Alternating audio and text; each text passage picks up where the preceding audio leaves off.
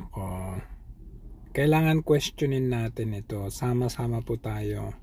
Gaya ng sinabi ni Sas, guluhin natin ng kanyang page, no? Kanilang page, itong si Zubiri, si Romualdez, Tambaluslos. Kasi deny pa tong mokong na to, no? Fake news daw, walang confi funds ang Senado during my term. Wow. Meron pa siyang pa-deny, ano? Sunog ka na naman. Pero apektado sila, no, sa ano ni Sas. Ayun, pero dito nga kung makikita natin dito sa ano ni Sas, sabi niya dito it was given, information was given to Sas by the Commission on Audit. So grabe, no? 1.6 billion, no? 1.6 billion mga kapatid. 1.6 billion na ano yan, extra funds, extraordinary funds, confidential, intelligence, miscellaneous, under ng House of Representative ni Martin Tambaluslos Romualdez. Tapos sa Senado naman, ito rin naman 333 million. Ganun din, confidential, intelligence, miscellaneous, under kay Migs Zubiri. Abay, grabe naman pala ito. Tapos, anong gagawin nila, anong ginawa nila kay VP Sara? Tinanggalan nila yung confidential funds ni VP Sara at kinwestiyon na akala naman nila hindi naman nila ginagawa pala. Tignan nyo naman ito. So, ito po ay kailangan maipaliwanag ng House at ng Senate kasi hindi po biro ito. Pinagluloko lang pala nila ang taong bayan. 1.6 billion sa House, 333 million sa Senado. At Miguel Zubiri or ang budget ng Senado. Okay. So, ang claim ni Miguel Zubiri, fake news daw, wala daw confidential funds ang Senado under his term. Sige, tingnan natin. So, kailangan natin ng evidence-based. Okay. So, eto ngayon tayo. Nandito tayo sa website ng Department of Budget and Management, 2023 General Appropriations Act, for the year 2023. So, pupunta natin yung budget ng Senado. So, punta tayo sa Senate. Okay? So, eto ngayon ang 2023 budget ng Senado. Okay. So, sabi niya, wala daw confidential funds. Right. Okay. Sige. So, pupuntahan natin ngayon ang confidential, intelligence, and extraordinary expenses. Okay. So, makikita nyo sa under confidential, intelligence, extraordinary expenses, may listed dyan extraordinary and miscellaneous expenses. Okay. Ngayon, yung extraordinary and miscellaneous expenses ng Senado under him ay nagkakahalagang 331,942,000. Okay. 331,942,000 ang confidential, intelligence, and extraordinary expenses, pero yung amount na yan is listed as extraordinary and miscellaneous expenses. Okay, magkano uli ang amount? 331,942,000. Ito ay budget 2023 General Appropriations Act ng Senate. So ngayon, papaliwanag ko sa inyo yung extraordinary expenses. Okay? Extraordinary expenses. According to the retired COA Division Chief who talked to me, mas matindi ang extraordinary expenses sa confidential funds. Why? Dahil hindi strict ang auditing ng extraordinary expenses. Ang kailangan lang i-submit ay certification. Certification. Ang confidential funds, kailangan marami kang isasabihin sa COA.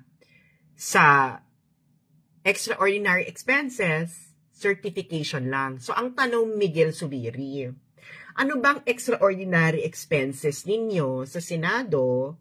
Ipaliwanag mo sa mga Pilipino na nagkakahalagang 331 million. Ulitin natin.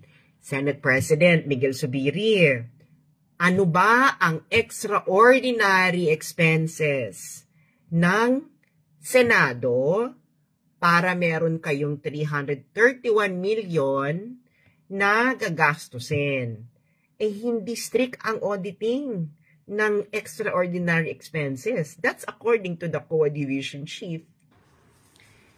Ang House of Representatives for 2023 ay may 1.6 billion confidential funds listed as extraordinary expenses. Yun ang kanyang specific type, extraordinary expenses. 1.6 billion. 1.6 billion. According sa isang retired na taga-COA na kumontak sa akin, mas malala ang extraordinary expenses. Kasi ang extraordinary expenses, certification lang ang kailangan. Less strict ito kaysa sa confidential funds na mas strict ang mga requirements. Okay? So, extraordinary expenses, certification lang. As House of Representatives, ang may control niyan, okay, ay ang House Speaker. 1.6 billion. 1.6 billion. Naidetalye na ba ng House of Representatives, ni House Speaker Martin Romualdez, kung ano yung extraordinary expenses na nagkakahalagang 1.6 billion pesos?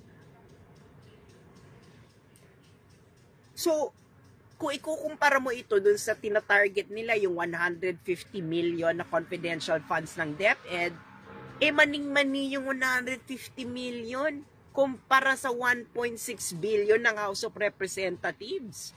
Kita mo, tahimik yung mga congressman, tahimik si Raul Manuel ng Kabataan Party List, may parali-rali pa sila, abolish confidential funds. Pero pala sila dyan sa Kongreso, may 1.6 billion confidential fund listed specifically as extraordinary expenses na hindi strict ang auditing kasi nga certification lang ang kailangan.